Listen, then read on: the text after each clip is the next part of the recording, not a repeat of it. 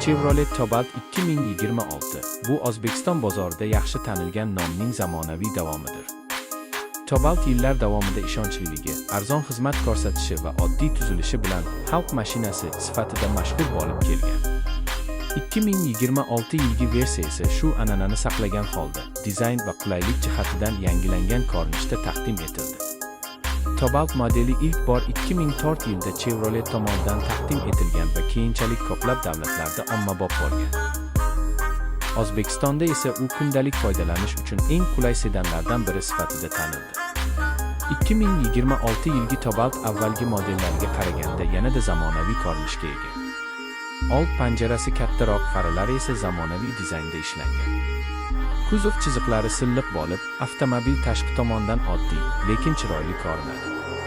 Salon ichida ham sezilarli o'zgarishlar bor. Markaziy panelda sensorli multimedia ekran joylashgan bo'lib, u smartfonlar bilan oson ulanadi. Rul va asboblar paneli qulay, barcha tugmalar haydovchi uchun tushunarli joylashtirilgan. O'rindiqlar kundalik va uzoq masofali safarlar uchun yetarlicha qulay.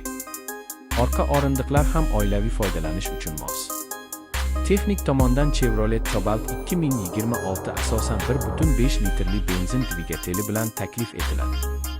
Bu dvigatel kuchli sport xarakteriga ega emas, lekin shahar va trassa uchun yetarli quvvat beradi. Mexanik va avtomat uzatmalar qutisi variantlari mavjud. Avtomobilning asosiy afzalliklaridan biri yoqilg'i tejamkorligi va oddiy texnik tuzilishidir. Xavfsizlik borasida Cobalt 2026 o'z sinfi uchun zarur bo'lgan tizimlarga ega. ABS, ESP va xavfsizlik yostiqchalari. Hyundai Accent, Kia Rio yoki Lada